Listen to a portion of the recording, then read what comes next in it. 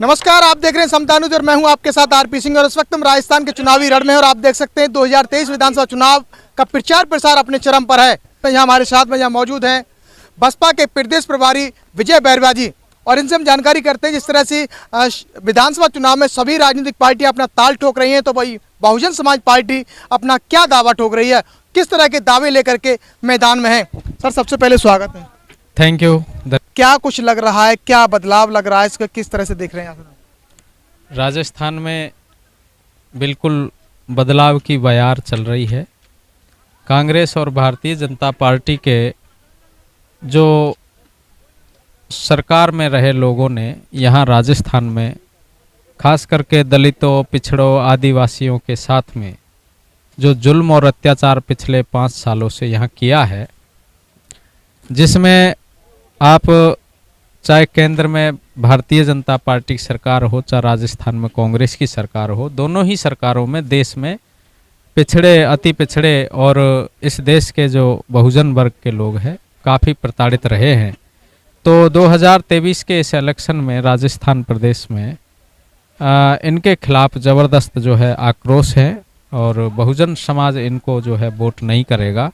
राजस्थान में बहुजन समाज पार्टी को तीसरे विकल्प के रूप में हमारा यहाँ मतदाता देखता है जी। जिस तरह से लगातार राजस्थान में एट्रोसिटी की घटना भी बढ़ रही हैं, वही गहलोत सरकार की कहते हैं कि हम दलितों के हितैषी हैं, तमाम तरह की छोटी छोटी योजनाएं भी लेकर के आ रहे हैं, चाहे वो महिला की सुरक्षा की बात करते हो या गारंटी योजना हो या वो किसान कर्ज माफ़ी की बात हो या गरीबों पर सुरक्षा की बात करती है। इस पर आप क्या कहेंगे?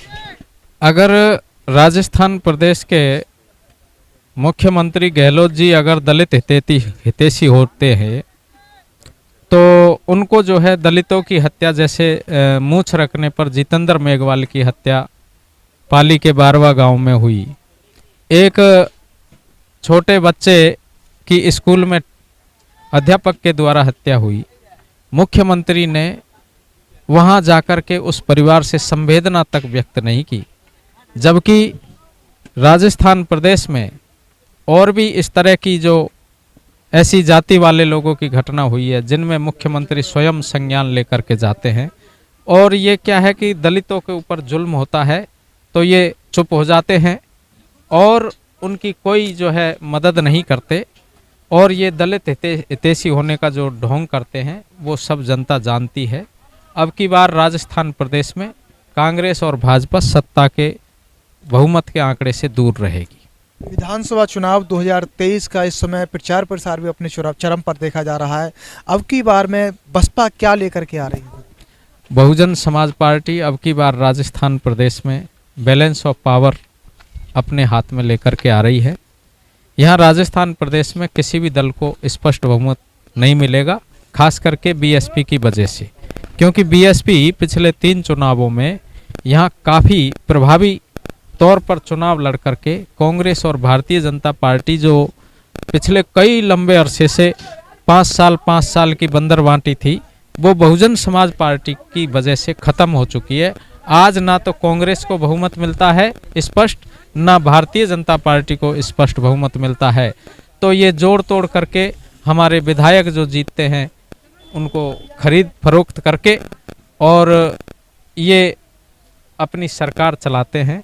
बाकी अब की बार हम जो है ऐसा नहीं होने देंगे और कांग्रेस बीजेपी को हम जो है सत्ता में हमारी शर्तों के आधार पर आने देंगे। जनता बार बार इस बात की अवहेलना करती है कि बहुजन समाज पार्टी लगातार जिस तरह से मेहनत कर रही है उसके प्रत्याशी जीतते हैं, यानी कि विधायक जीत करके आते हैं, और पार्टी अपने विधायकों को अपनी पार्टी में नहीं रोक पाती है। जनता को कैसे आप विश्वास दिलाएंगे? जनता का विश्वास हालांकि 2 बार हमारे विधायक कांग्रेस ने तोड़े हैं। जनता का विश्वास कुछ हद तक कम होता है, लेकिन बहुजन समाज पार्टी के बारे में ऐसा नहीं है। बहुजन समाज पार्टी एक कैडर बेस पार्टी है। यहाँ कैडर वर्कर हैं और वो लोग कभी भी जो इस तरह की बातें हैं कि भाई हमारे विधायक चले गए, हम निराश हो गए, हताश हो गए, घर बैठ गए, ऐसा नहीं है। बहुजन समाज पार्टी का जो कैडर वर्कर है वो और ऊर्जा के साथ, बड़ी तेजी के साथ और ज़्यादा मेहनत करके अपनी संख्या बल को बढ़ाने का साहस अपने में पैदा करता है।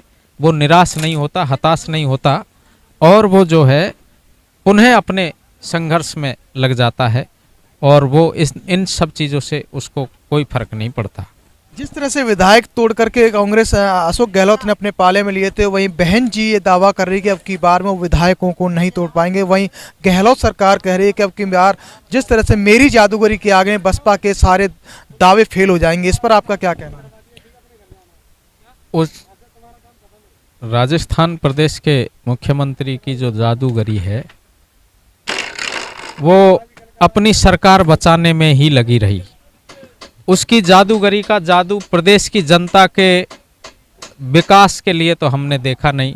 यहाँ जुल्म और अत्याचार उनसे रुके नहीं, यहाँ पर दलितों की हत्याएं उनसे रुकी नहीं, यहाँ पर आदिवासियों की हत्याएं उनसे रुकी नहीं, यहाँ पर दलितों की ज़मीनों पे कब्जे होते रहे, बहन बेटियों की असमतें लुटती रही, वहाँ तो उनकी जादूगरी नहीं चली।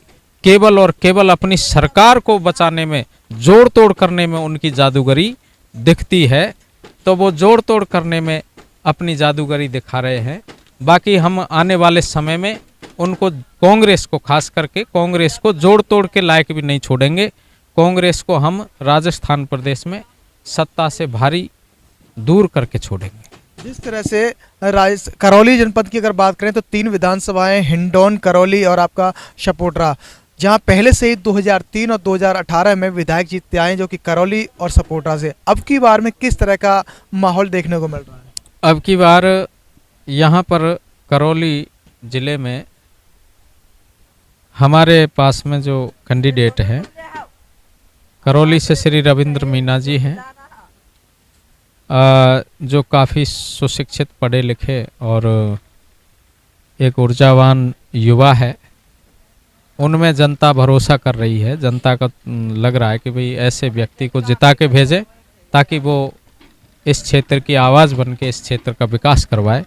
सपोटरा से अब हमारे बीच में जो है विजय कुमार उर्फ कल्लू मीना जी है, जो काफ़ी संघर्षशील व्यक्ति है, जिनको उन्होंने काफ़ी समय से अपने स्तर पर भी जनहित के कार्यों में अपने को लगाया है।